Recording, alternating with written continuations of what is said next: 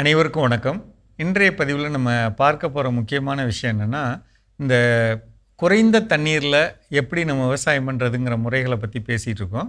இதில் முக்கியமானது நம்ம சொட்டு நீர் பாசனம் வழியாக தான் தண்ணி தர்றோம் அப்படிங்கிறப்ப, சரியாக தண்ணி கொடுத்துட்றோமா அப்படிங்கிறத ஆய்வு பண்ணணுங்க. உதாரணத்துக்கு ஒவ்வொரு ஞாயிற்றுக்கிழமையும் வேறு வேலையில் இருக்கிறவங்க ஞாயிற்றுக்கிழமையில் தான் தோட்டத்துக்கு போக முடியும் அப்படின்னு நினைக்கிறவங்கலாம் தயவுசெய்து முடிஞ்ச அளவுக்கு காலை அதாவது ஞாயிற்றுக்கிழமையில் தோட்டத்துக்கு போகிறப்ப மோட்டரை போட்டு விட்டு எல்லா லைன்லேயும் நடந்து பார்த்து தண்ணீர் எல்லா பயிருக்கு விழுகுதா அப்படிங்கிறத ஆய்வு பண்ணிக்கணுங்க. சொட்டு நீர் பாசன பராமரிப்பு அப்படிங்கிறதுல ரொம்ப ரொம்ப முக்கியம் என்னென்னா, நம்ம தோட்டக்காரங்கள்ட்டையோ இல்லை நம்மளோ அந்த சொட்டு நீர் பாசன ஆரம்பத்தில் ஒரு ஃபில்டர் ஒன்று வச்சுருப்பாங்க, ஒரு வடிகட்டி அமைப்பு. அந்த மூடியை திறந்து உள்ளே இருக்கக்கூடிய இந்த ஸ்க்ரீன் ஃபில்டரோ அல்லது டிஸ்க் ஃபில்டரோ, ஸ்க்ரீனுங்கிறது உள்ள வலை அமைப்பு இருக்கும், டிஸ்க்குங்கிறது வட்ட வட்டமாக தகடு இருக்கும். அதை பல்லு விளக்குற ப்ரஷ் இருக்கு இல்லைங்களா, தண்ணியில் வச்சு இப்படி லைட்டாக தடவுனோம்னா பாசம் பிடிச்சது மண் இதெல்லாம் எடுத்துடலாம். ரைட்டுங்களா?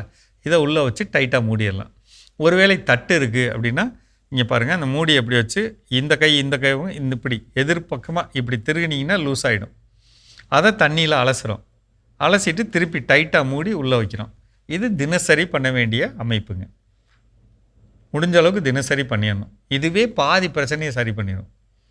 நம்ம வெஞ்சுரி மூலமாக நிறைய கரைசல்கள் தருவோம். அது கெமிக்கலாக இருக்கட்டும் இல்லை இயற்கை பொருளாக இருக்கட்டும். இது என்ன செய்யும் அப்படின்னா, பைப்பில் போனது பிவிசி பைப்பில் போய் சைடு பைப்பில் போய் கருப்பு பைப்பில் போகும்போது நிறைய நேரம் முழுமையாக ஒழுகாமல் அப்படியே நின்றுக்குங்க. இதை சொல்லும்போது ஒரு முக்கியமான செய்தி சொல்லிக்கிறேங்க. இந்த வெஞ்சுரியில் தண்ணி கொடுக்குற முறை என்ன அப்படின்னா, நீங்கள் 1 மணி நேரம் தண்ணி பாய்ச்ச போகிறீங்கன்னு வச்சுக்கோங்களேன். அரை மணி நேரம் தண்ணி பாய்ச்சிடணும். அதுக்கப்புறம் இந்த வெஞ்சுரியை ஒரு 1/4 மணி நேரம் ஓட்டணும். திருப்பி 1/4 மணி நேரம் தண்ணி கொடுக்கணும். ஓகேங்களா? ஒரு தண்ணி கொடுக்குறீங்க, அப்புறம் வெஞ்சுரியில் மருந்து கொடுக்குறீங்க, திருப்பி தண்ணி கொடுக்குறீங்க. இந்த அமைப்பில் தான் கொடுக்கணும். சரிங்களா? அப்படி கொடுக்குறப்ப நம்ம அந்த பைப்பில் இருக்கக்கூடிய அந்த கசடுகள்லாம் வெளியில் உளுந்துற வாய்ப்பு இருக்குது. இல்லைன்னா உள்ளேயே தங்கி இந்த வெயிலில் பார்த்திங்கன்னா அந்த பைப்பெல்லாம் காஞ்சு உள்ளே படிவமாக படிஞ்சிரும். அந்த மாதிரி தொல்லையாயிடும். இப்போ நம்ம அதை சரி பண்ண என்ன பண்ணோம், 15 நாளைக்கு ஒரு முறை நம்ம சப்மைன் இருக்கு இல்லைங்களா, அதோட கடைசியில் இருக்கக்கூடிய அந்த பைப்பு இப்படி தூக்கி நிற்கும் சப்மைன். இந்த மூடியை திறந்து இதை இப்படி சாய்ச்சி படுக்க வச்சு ஒரு கல்லை தூக்கி வச்சிடணும்.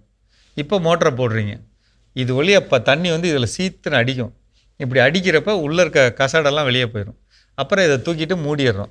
அதுக்கப்புறம் என்ன செய்கிறோம், சைடில் இருக்கக்கூடிய லேட்ரல் எல்லா கண்ணுகளையும் ஓப்பன் பண்ணுறோம். இந்த இப்படி கண் இருக்கும் இல்லைங்களா, இந்த கண்ணை இதை எடுத்துகிட்டு இதை ஓப்பன் பண்ணிவிட்டு இதை எடுத்து அமுக்கி விட்டு இப்படி வச்சுக்கிறோம்.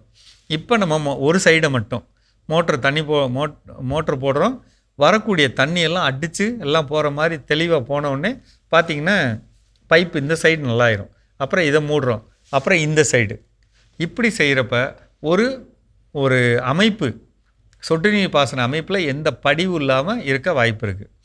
ரெண்டாவது, நம்ம பார்க்குறோம் ஒரு இடத்துல அதாவது ஆன்லைன் ட்ரிப்பருங்கிறது என்னென்னா, பைப்புகளுக்கு மேலே நம்ம பொருத்தப்பட்ட சொட்டுவான், நம்ம பொருத்துனது அமுக்கி மாட்டினது பார்த்தா பட்டனாக நிற்கும்.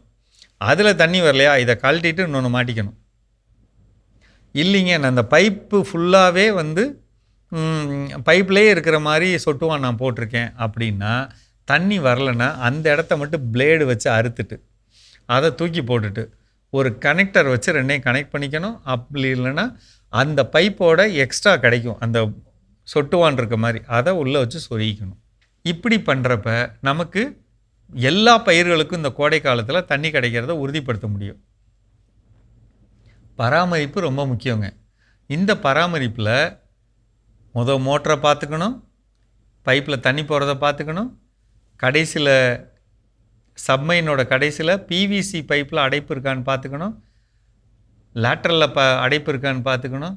ஞாயிற்றுக்கிழமை தோட்டத்துக்கு போகும்போது ஒரு தடவையாவது எல்லாத்தையும் சுற்றி வந்தணும். தண்ணி விழுகிறத உறுதிப்படுத்தணும்னாலே நமக்கு பாதி பிரச்சனை சரியாயிடும். அப்படி பண்ணலாங்களா? மீண்டும் சந்திப்போம்.